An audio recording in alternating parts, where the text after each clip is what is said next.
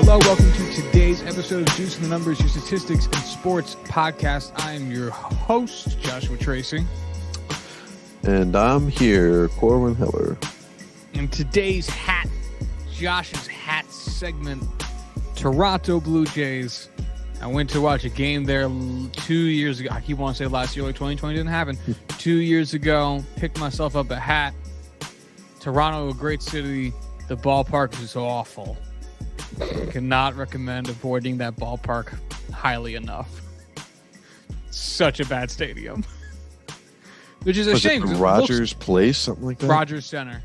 Rogers Center? One of the two Rogers Centers. Place. Rogers I need to look up neighborhood. if Rogers Place is a thing and hope to God it is. Otherwise, I'm just real dumb. Yeah, not a great ballpark. Pretty shitty. And it's very annoying because when we were there, you know, the Blue Jays were bad because they only really got good last year. The stadium was empty. They were playing the Yankees at home on the weekend. The place was fucking empty. And we tried doing the baseball fan thing, which is, hey, this place is empty. Let's move up. Which I've done at Citizens Bank Ballpark. Corwin, you and I did at Camden Yards. You could fucking do it at Yankee Stadium if you really wanted to. Yeah. If the game was empty enough, which it's hard to find games that are empty enough to do it, but you can. And they were like being total dicks Not about at it. Oriole games. True. But yeah, they were like, nah, you got this is in your seats. Get out of here. Dude, there was like maybe 5,000 people there. It was fucking pathetic. But anyway. So I did look it up. Rogers Place is a real arena in the major five sports. I will give you one guess Soccer. as to which team plays there. The Toronto Football Club. No, Edmonton Oilers.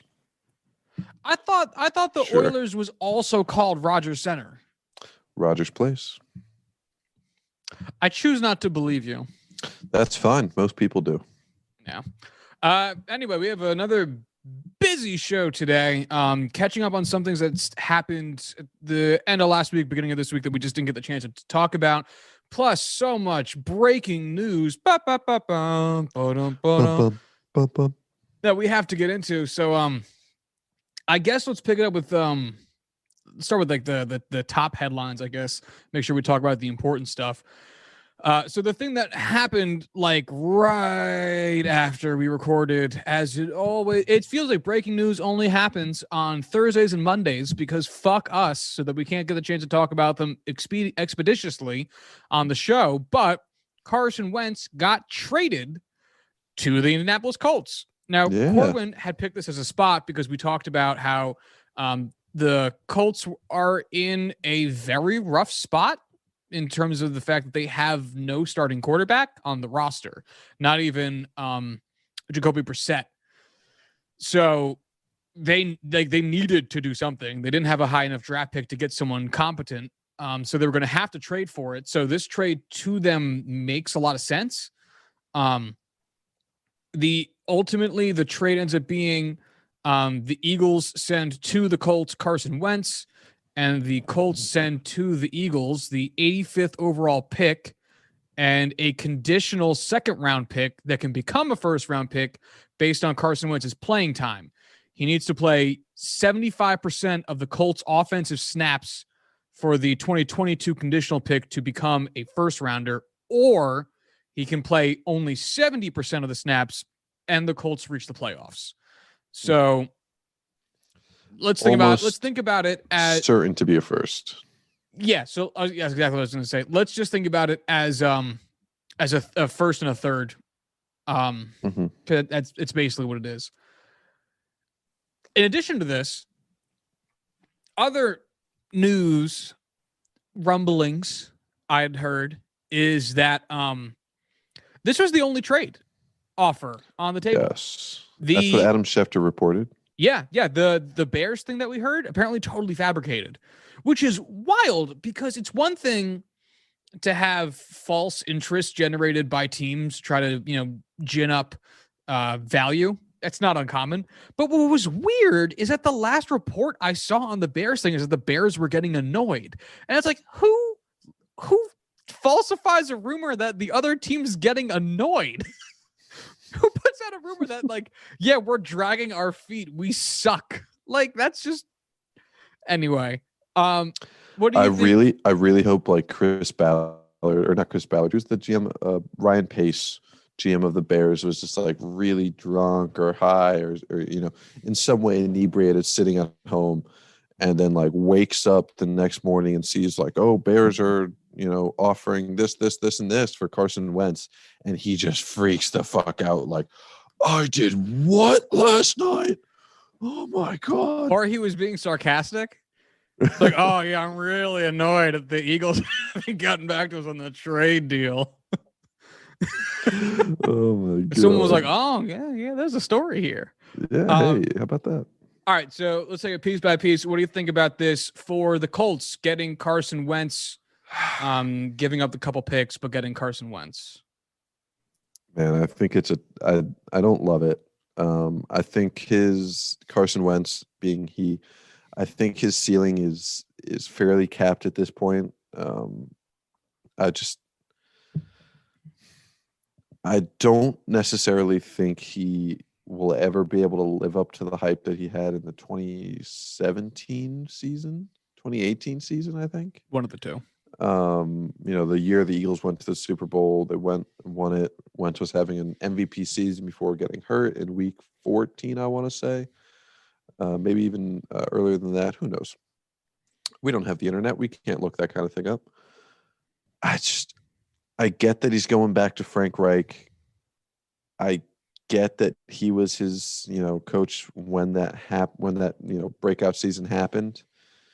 Just looking through the numbers that have been coming out about, his statistics and everything that surrounded him in that breakout season, I just am not loving the idea of Carson Wentz returning to form, especially when the concerns about his play has been basically attitude and work ethic related. Refusing to take pointers from coaches, just having a air of superiority around him that was not warranted and you wouldn't want in a franchise quarterback, the leader of your team. I get that he's going to have a good team around him. Offensive weapons outside of Jonathan Taylor, Pittman, it's not ideal. I don't love a Carson Wentz resurgence this year. I really don't. And I think that the Colts had a lot of options, not a whole lot of great ones, a handful of good ones. But, I can't sit here and say, oh, they should have gone after Deshaun Watson. We don't know what the price was. Oh, they should trade up and get a quarterback. That's a whole can of worms in and of itself. Trading up is a lot more capital than this to begin with. And then you have both a rookie quarterback and a lottery, ticket all wrapped into one. So I think it was to a certain extent necessary for them to do it. I just don't love it. Especially now knowing that it's almost a guaranteed first round pick, not a second round pick with a chance of becoming a first. It's ugly, but again, likely necessary. Yeah, definitely necessary for all the reasons we said before we actually talked about the details of the trade. Again, the Colts did not have like a starting quarterback on the roster, not even a second, like a backup guy you could stretch. He can start. They didn't even have that guy. Like they needed a quarterback. I would imagine that their calculus looks something like, look, we won 11 games last year with 39-year-old Phillip Rivers. If Carson Wentz, and we think that the team, like you said, like the team itself is really good.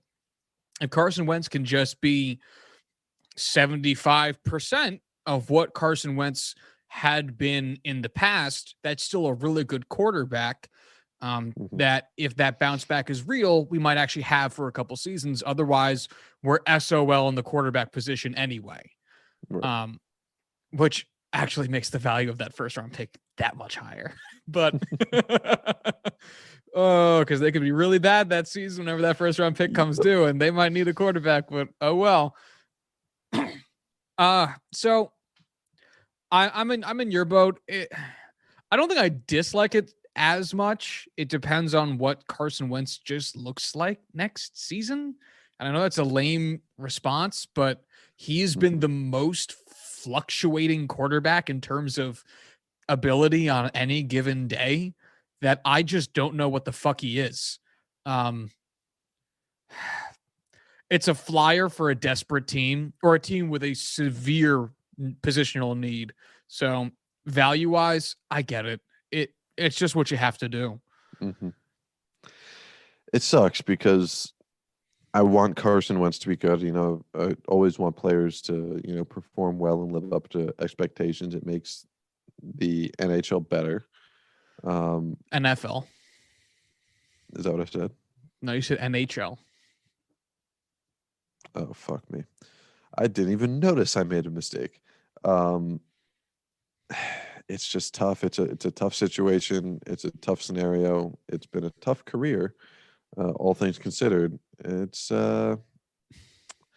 definitely something that's going to be talked about ad nauseum, and oh my god, I'm not looking forward to it. Nope. And let's get into it on the Eagles side. They are, I guess, now ostensibly starting Jalen Hurts, unless they get in on the Deshaun Watson trade hype.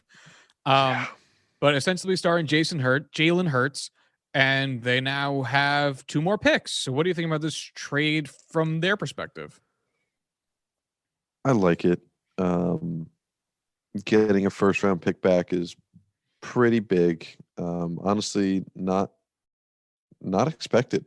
I know it's still conditional and it's not locked in yet, and it won't be until after the season. But I think putting themselves in that kind of position is fantastic for them. I'm all for it. They have a guy in Hurts that I think will perform better moving forward. Excuse me. They were able to clear some cap space moving forward, this, that, another thing. I think they made the right move pulling the trigger and were able to get more than I thought they were going to get for him. Yeah, it is what it is for the Eagles. I think they got good value. Did they need to necessarily trade Carson Wentz? No, but I think this is an advantageous way for them to do it. They cleared a ton of cap off their books. I think if I'm the Eagles at this point, I might look at Jalen Hurts as being the slightly younger but significantly cheaper talent level of Carson Wentz, but in different stages.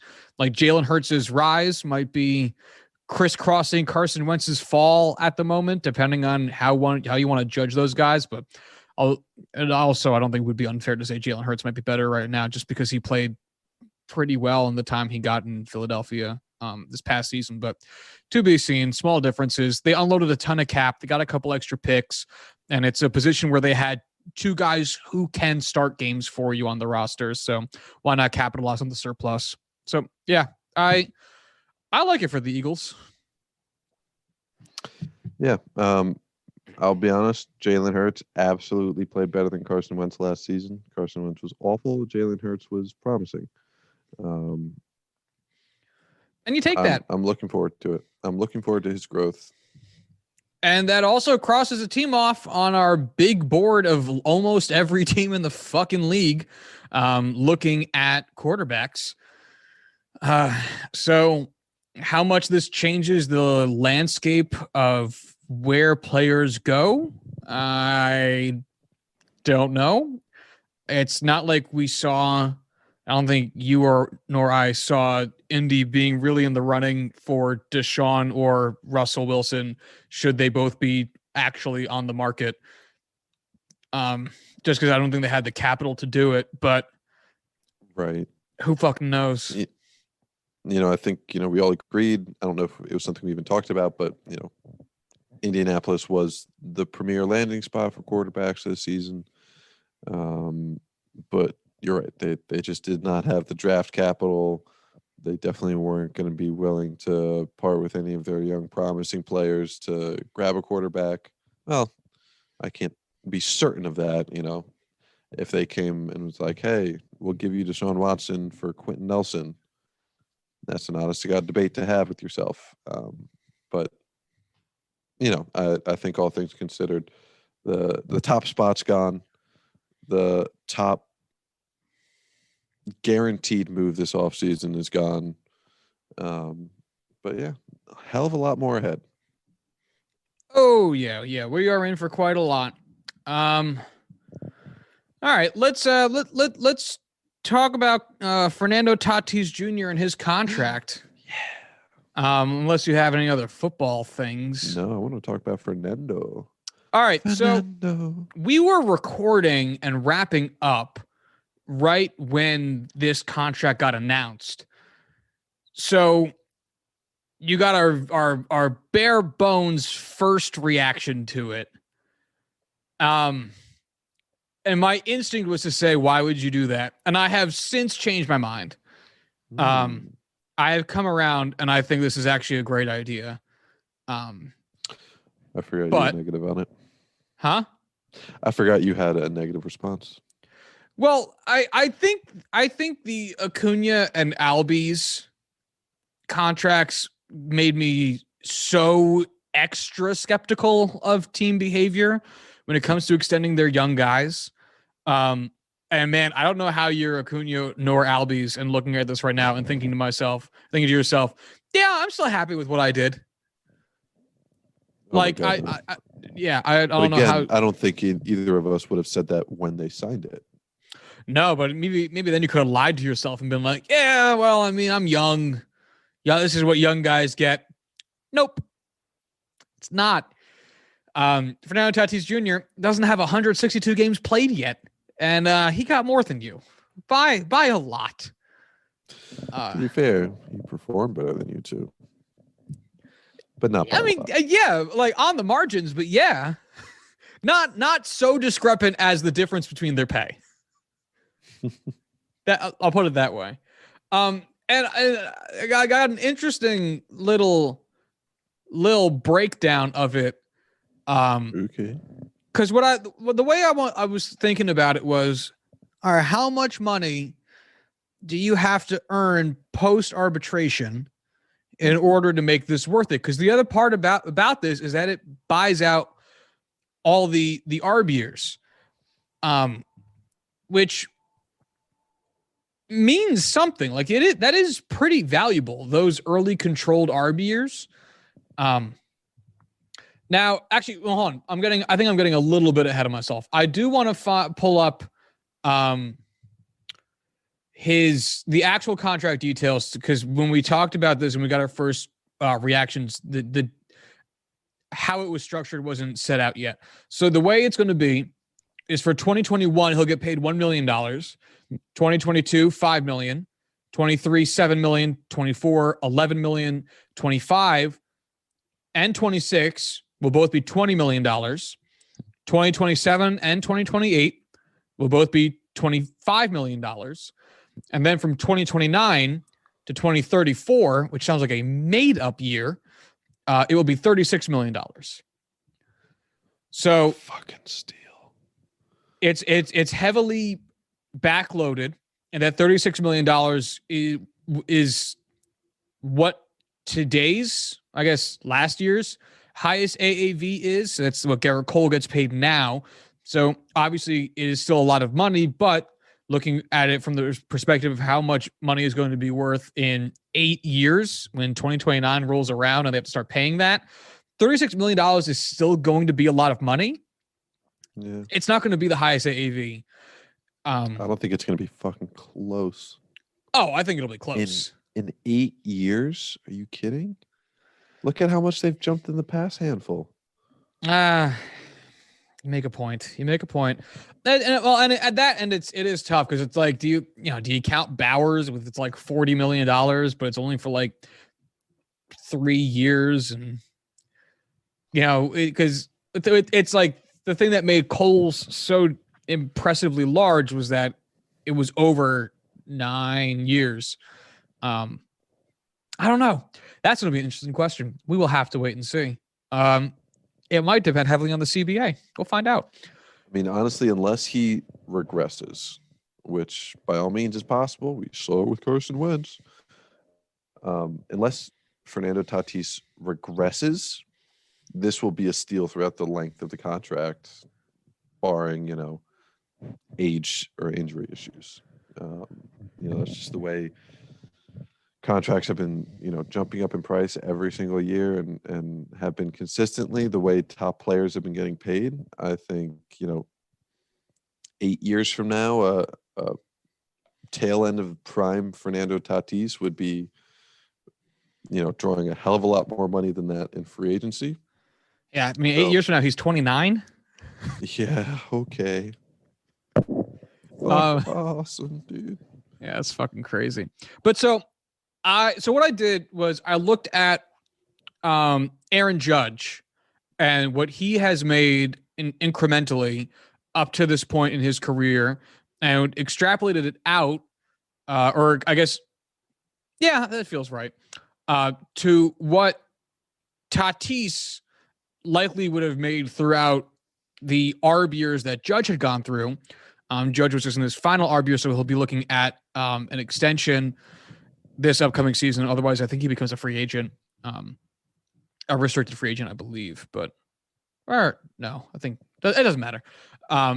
And well, I'll let you know. So Judge's salary from 2016 to 2021 this year went from $507,000, $544,000, $622,000, $684,000, $8.5 million, and then this season he'll be getting paid $10.1 million, $10.2.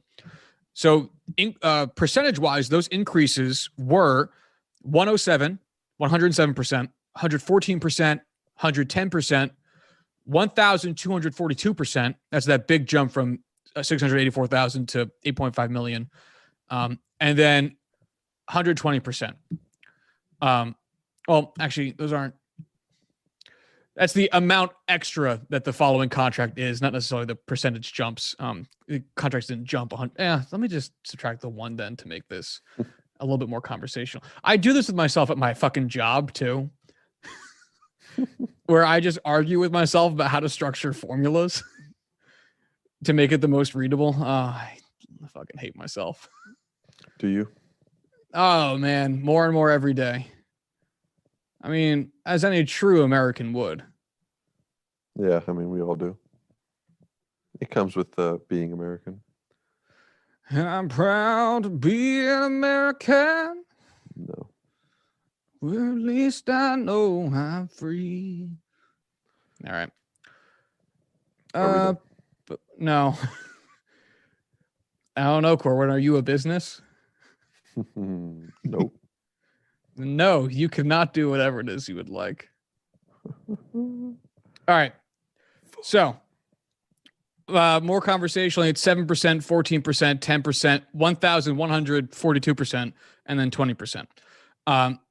So let's look at where that would put Tatis if he did not get this contract and didn't get any extension talk until he was the same number of years into his career that Judge currently is. I just use Judge because Judge is a very good player who has not received an extension yet, which is a little bit uncommon, but he is older. So this works out well to this example. And who has new teeth. And he does have new teeth, which is wild. So in 2019, Tatis made $555,000. And in 2020, he made $592,000. So that's what he's made so far. So if he was following the Judge model and then got a 7% increase, he would be getting paid $676,000 in 2021. 2022, he'd be getting paid $743,000, $44,000. And then in 2023, he'd be getting paid $9.2 million. 2024, he'd be getting paid $11 million. And then 2025 is when he would hit the market. So what do you think the market rate of a very, very good shortstop would be in 4 years? Give me a number. 30 million, 35 million, 32, 32 million. Pick one. 32. All right. Looks better. Guessing how many zeros I hit? That's 320 million. A touch too many zeros. All right, there we go. All right. So if from there, from 2025 to 2034, Tatis earned $32 million per year, which is about $8 million higher than his current AAV. His AAV with his now contract is 24.2 million. If he gotten a 10-year, $320 million contract, that would put his total earnings at $342 million for the what is this altogether? 13 seasons? 16 seasons. Versus the $341 million he is going to end up making by the end of the contract he just signed, including his pre-contract seasons. So the same. It's the same. Yeah, I mean, granted, it was a very conservative 32 number, for guessing his contract, but by all means, I guessed a number that made this a very intriguing argument. He's basically buying himself security. Yeah, and you got to think present value money versus future value money. He gets to start investing his money and building his life a lot sooner, and he gets the security. Did you hear about the stipulation where he owes a company points off of all future earnings because he got a cash advance as a young player coming into the league? Basically, there's this company, I think it's like BIA or something like that, where they will give you, I know this company, hard cash in exchange for a certain percentage of all future earnings. So, their example was, $50,000 for 1% of your future earnings, which by all means, off the top of the bat, just thinking of how player contracts and, major sports work, sounds really fucking stupid, especially for young players. A guy like Fernando Tatis, who just signed a $340 million contract, that's an insane amount of money you would have to give. $3.4 million. Right. If for, maybe he got a good deal and got a couple $100,000. No matter how you look at it, a guy of his talent, even coming up as, a young player, signed, with the White Sox, for $700,000 out of the Dominican Republic. Here we are now, and it's like, well, I just, I know MLB Players Association have all, denounced this company as not something they support, not something players should look into, not a smart investment. The lack of financial training that players receive, even especially before they come into the league, granted, that's not something we can affect, we can change, but even afterwards, it's staggering. Like, these guys are given such large amounts of money, and there's really just not a whole lot there protecting them. I disagree pretty strongly with this sentiment.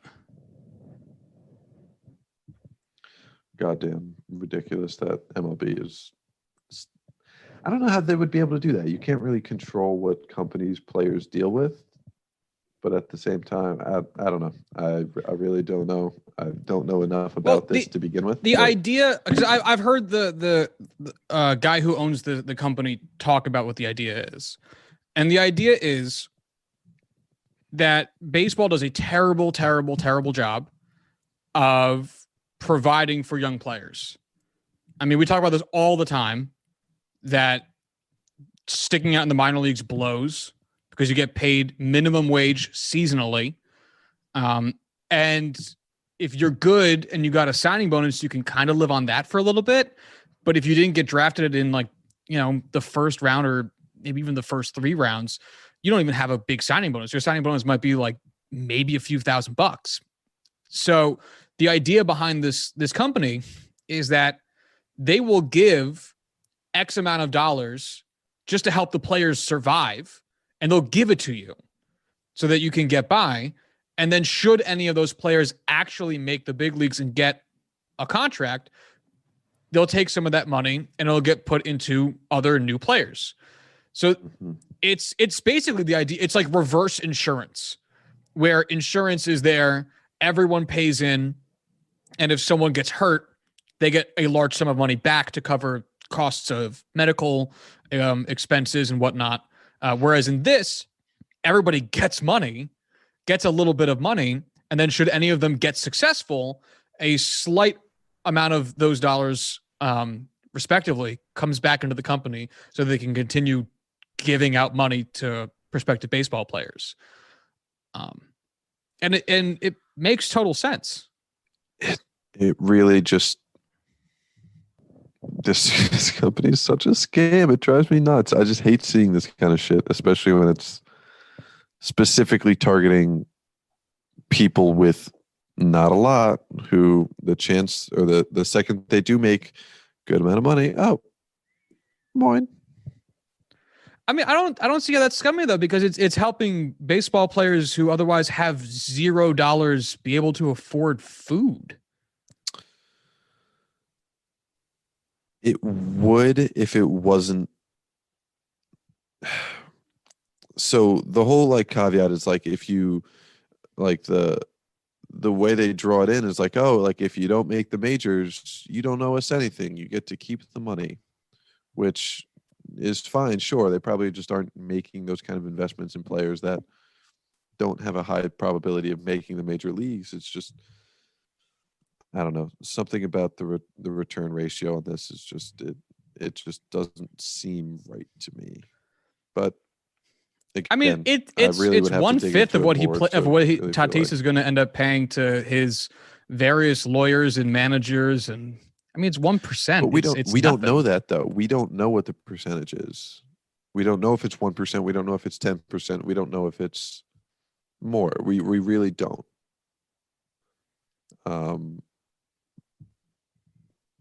Who knows? Who fucking knows? I can't imagine a guy who signed for a $700,000 signing bonus was really strapped for another $50,000 for 1 percentage point. Well, yeah, that part is what seems weird, more, especially when his dad was an MLB ball player. Right. Tatis specifically seems like a weird. I just want to protect him. I just want to protect him. You know. No, I get it, but. And again, this company wouldn't exist if MLB just provided for young ball players. That's the only reason this company is here. I'm not trying to make it sound like you shouldn't have a side-eyed glance towards them, because they are a company in America.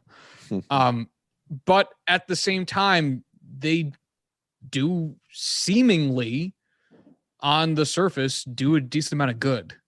So, because the guy who founded it, if I recall from the interview I listened to with him correctly, and it's been a while, this company's been around for a little bit, and I heard him talk a few years ago.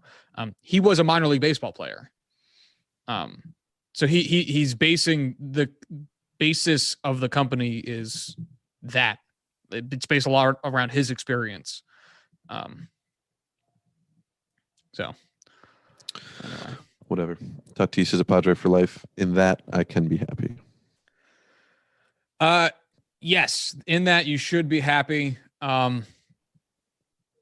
so other final talking point on this, basically Tatis would need to have gotten, had he not taken this contract or any other extensions to buy out his ARB years, he would have need to have gotten a $33 million contract or higher in order to beat the dollar value of this contract. And even then, I'm just not sure how much it matters. You know, there's something to be said about the security of a 14-year deal with no trade clause for you deciding your own fate. Like Arenado getting traded was an Arenado decision in addition to a Rockies decision, because Arenado had a no trade clause, didn't like the direction the team was going, and then waived the clause. And how can you blame him? Right. And that's exactly what you'd want. Like Tatis is going to get the money no matter what.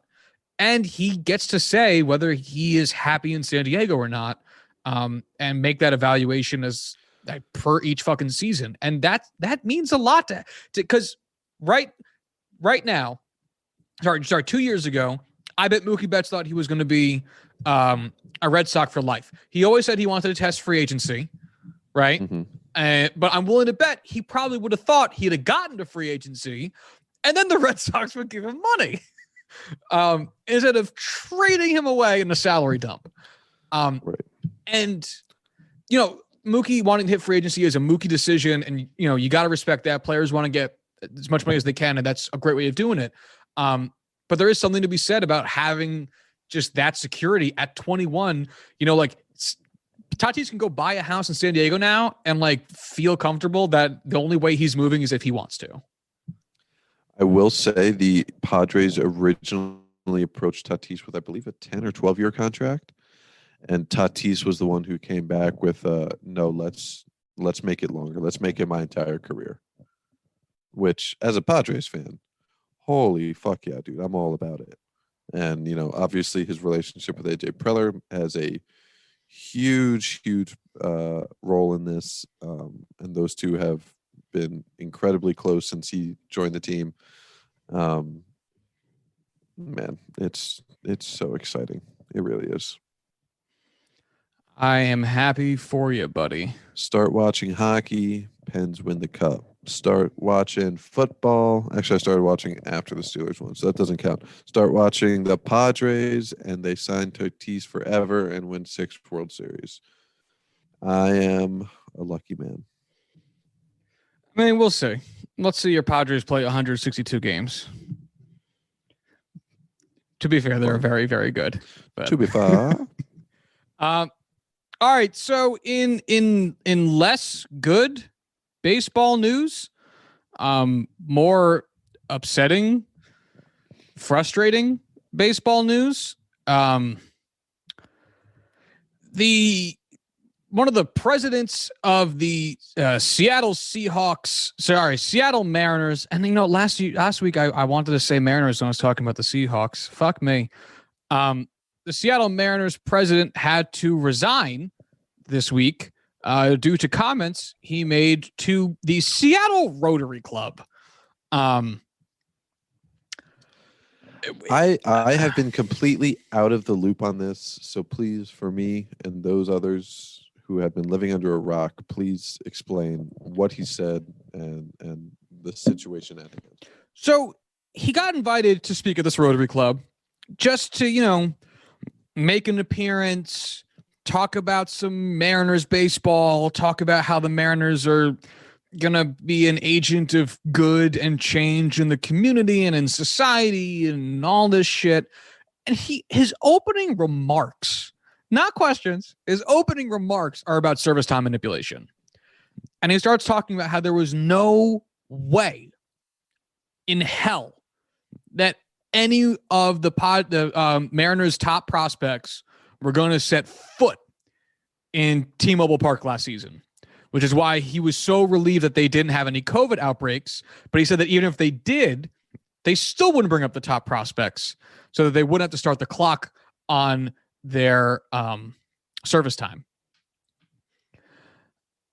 And he name drops some of the prospects. He name drops one of their younger pitchers, Jared Kelenic, a few other guys, about how they were not sniffing T-Mobile Park and how they were hoping to avoid bringing them up this season or starting them on the 25-man this season as well. They just out of nowhere. And that in of itself, it's one of the things everybody who watches baseball and knows about baseball, but you don't usually hear him say it. And he was proud of it. He was genuinely proud of it. It was his opening remarks. I don't know what you get out of that. He said the thing that everyone just keeps to themselves and thinks. And the like dirty little secret of baseball that everyone's fighting, he bragged about it, which again, in and of itself, fucking ugly, ugly look. So there's that. He then goes on later on to talk about how Kyle Seager's overpaid, and he hates Kyle Seager's contract. And apparently the Seagers are looking to sell their home now because they're not anticipating staying with the Mariners much longer. Probably at this point must be the longest tenured active Mariner, and one of the only good players on the team. And that's not saying much because I like Kyle Seager. He's not his brother. he's a good player though. Clearly the team leader. Yeah, I am just hard pressed to think what. And again, it's like, what did you get out of that? That might be your true opinion as a baseball front office member. I'm sure every baseball front office member has an opinion on who in their roster is overpaid and underpaid, and that's part of how you assess them in terms of their trade value, their playing time, that type of shit. So am I surprised he has an opinion on that? No. But what the fuck are you doing saying it on a recorded Zoom call to a fucking Rotary Club? Had to have been drunk. No. Stone cold fucking sober. Stone cold sober. I mean, it's just nonsense. It's just absolute nonsense. And and this is all like the preamble to the real shit of the conversation. The part that I think has me and everybody more upset than anything else is the reasoning why he actually resigned. Right. Is that he was talking about one of the Japanese players on the team. I forget his name. I'm trying to see if I can find it. Kikuchi? I think it was Yusei Kikuchi. My laptop's being difficult. No, it's Hisashi Iwakuma, who was on the team relatively recently. But anyway, and he was saying that he hated paying Iwakuma's translator. And he made comments about how all the players should just learn English. He derided Julio Rodriguez's English, who is one of their top prospects as well, and said that he has a hard time understanding what he's saying, and the kid should just learn English or some shit like that. His English isn't very good. Blah. Why should I be paying for your translator? And it's fucking bullshit for so many goddamn reasons. And it's the worst kind of bullshit because it's infuriating, because it's just hate, whether he realizes it or not. That's just hating foreign people for being foreign. Even if they were domestic, even if fucking Julio Rodriguez grew up in fucking America, there's no requirement for him to speak English. I don't care if he grew up in fucking South LA speaking, nothing but Spanish at home and went to a Spanish high school and all that shit. Doesn't fucking matter. He doesn't have to speak English. He doesn't want to. If he feels the best way and most comfortable way for him to communicate with the millions of people who watch baseball is with a translator, then that's all there is to it. How on earth is that controversial? Just textbook definition of xenophobia. Textbook. And it's just disgusting. It's disgusting in its own right. But the owner or the GM of a team where so many of your players are from different countries, different cultures, speak different languages,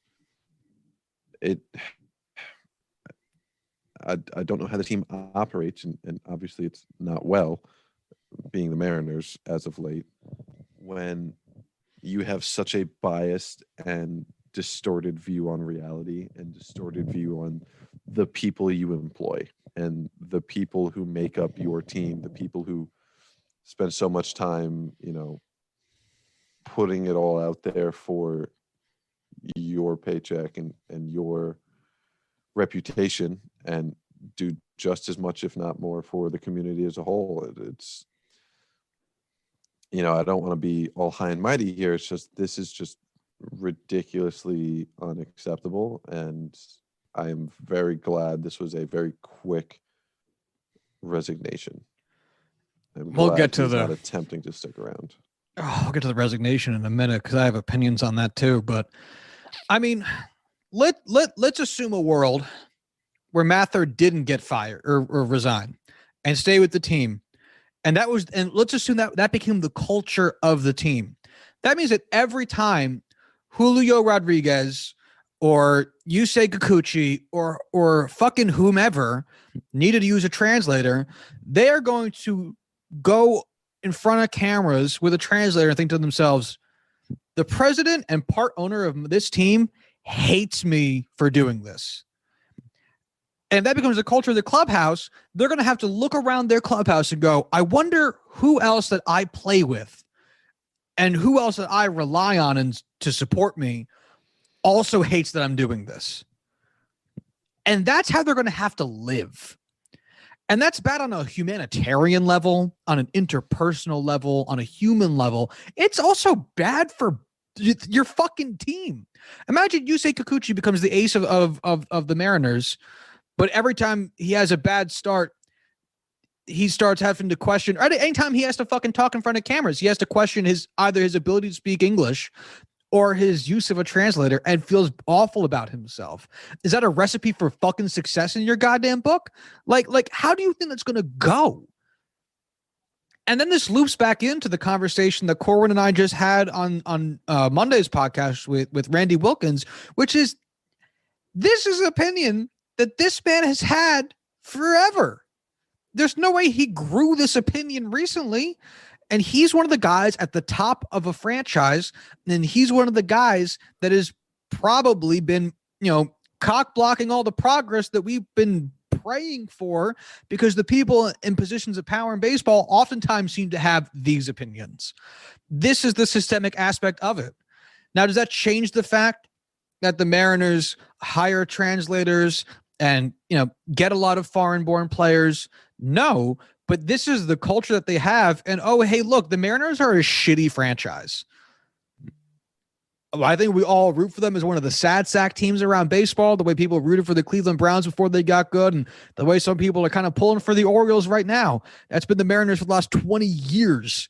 But you got to wonder, with this type of bullshit racism, is he listening to the Spanish guy in the player development department who might have an opinion on who to draft?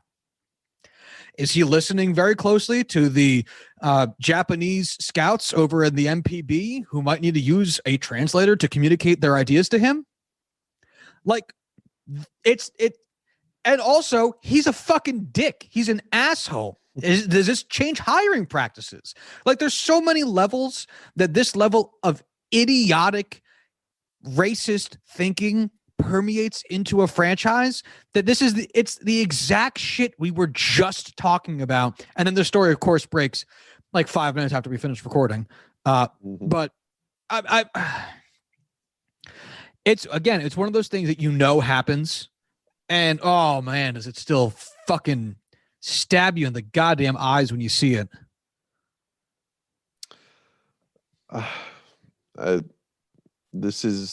I will try to play, I don't want to say play devil's advocate, but find the silver lining here.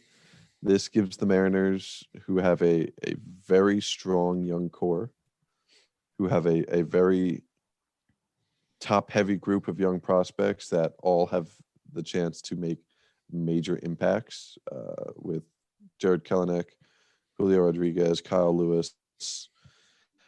I think they have to hire a a special GM, a progressive young GM that can, carry this team and do something really good. And, based off of Mariners standards, if they hit 500, that would be reaching that. So, hopefully they figure their fucking shit out. I'm sick of all these different, people being put in situations where they can make the right move and just resort back to the comfortable, easy, wrong choice. I want to see them make the right move. I'm looking forward to it, and hopefully they can buck the trend and actually do it. Well, and then that brings me to the way that Kevin Mather left the organization, resignation, in which in the Mariners press release on the situation, they thanked him for his 25 years of service. You had a chance as an organization to make a real statement after a swath of outrage, after a year of awakening about race and culture differences in America, and you chose to let him resign and then thank him on the way out? Make a statement. Fire the guy.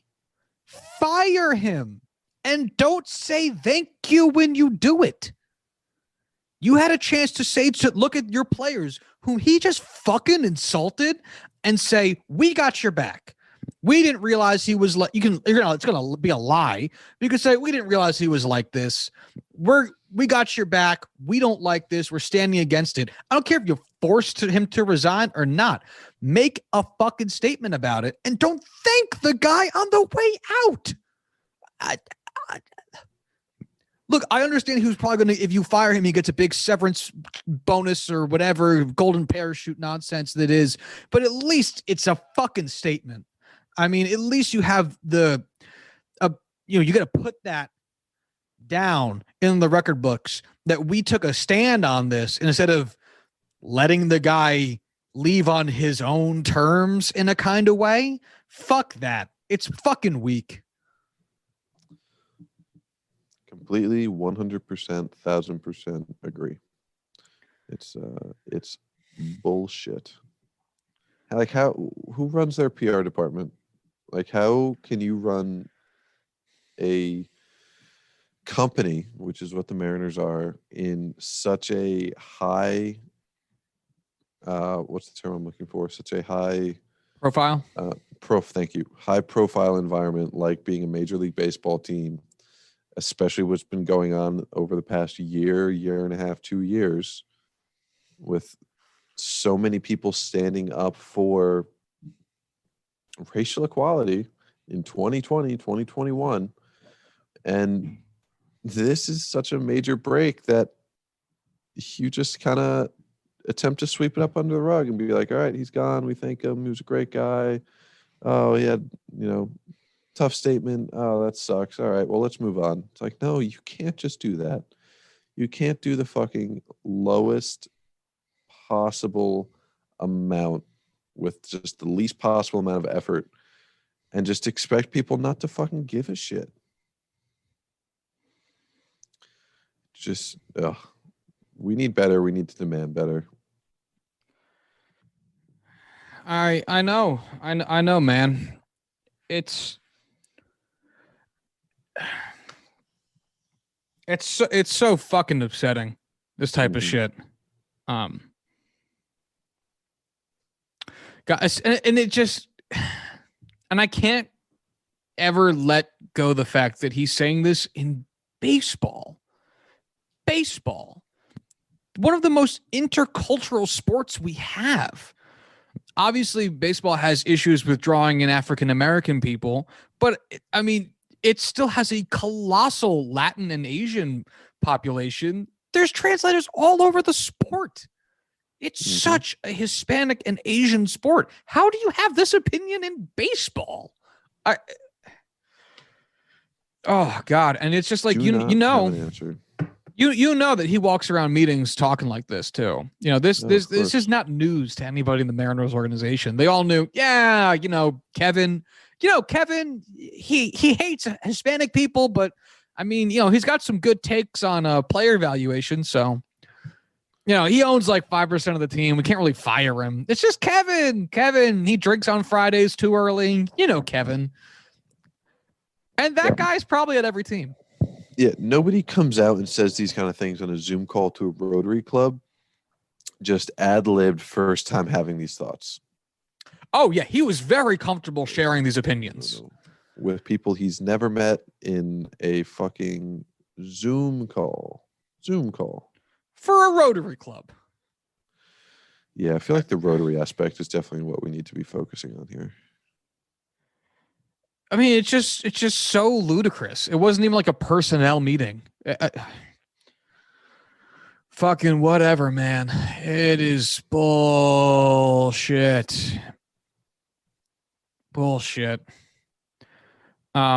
Which also has me thinking, why is Mickey Callaway still employed?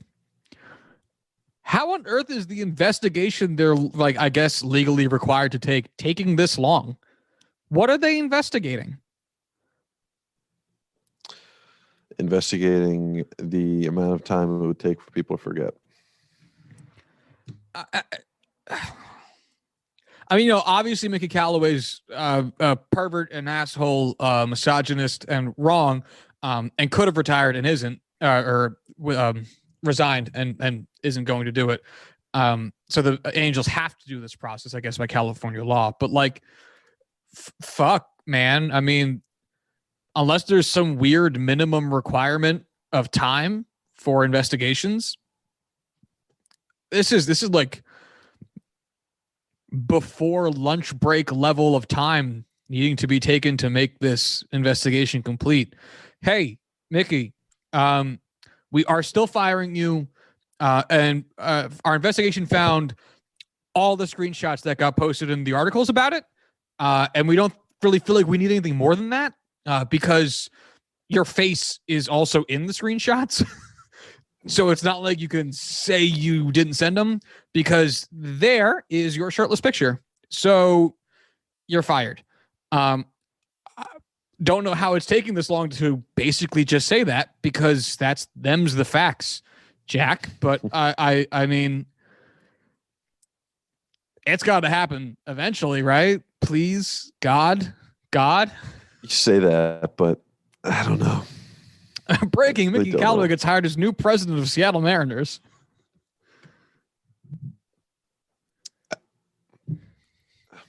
I'm not going to make a joke. I don't want to jinx that into becoming a reality. No, if anything, the Mariners will make a smarter, more savvy hire like Kurt Schilling. Could you fucking imagine? Yeah, that's the problem. Yeah. All right. You got anything else to say? I think we should wrap this up. It is getting late here on the East Coast. Thanks, buddy. I made Hamantashen. They're hideous, but they're delicious. Happy Purim, fellow Jews. Let's go make sounds every time we hear the name Haman for some reason. I need a noisemaker. It's a goofy holiday. It's so dumb. I love it. It's most Jewish holidays. Anyway, there's other stuff has happened in the wild world of sports. Tiger Woods had his accident. Prayers up for Tiger. We have not much to say about the incident as of right now. We're not big golf people in terms of the conversations on the show, but tragic day in sports. We're hoping, for the sake of humanity, that Tiger is all right and that his sobriety is not in question for this. I would really hate to see that for selfishly and for him as well and his family. Mm-hmm. But prayers up to Tiger. Artemi Panarin stepped away from the Rangers for a bit with some Russian political nonsense. We think it's tough to say. It feels like a New York Post article in real life. And if you don't get that, don't read the New York Post. But I saw someone on Twitter be like, I must be a real New Yorker now. I get the Post delivered to my house. And I was like, oh, if you were a real New Yorker, you wouldn't be getting the Post. Oh, fuck the Post. Anyway. Yes. So there's other things going on. Nothing we're going to spend too much time on right now, just because there's not long form discussions like what we had. But spring training is underway. Pitchers and catchers have reported. Batters have reported as well. There's cool shit going on. The baseball videos are back in circulation. Hopefully, come next Sunday, this upcoming Monday, I should say, we have some more fun baseball topics. Keep an eye on hockey, and we'll let you guys know what's going on. But I think that is the show for the week, unless, Corwin, you got anything else to say? No. All right. If you want to follow the show on Twitter, you can do so at JuicingPod. If you want to hit us up via email, you can do so at juicingthenumbers@gmail.com. And until Monday, y'all have a good one. Bye.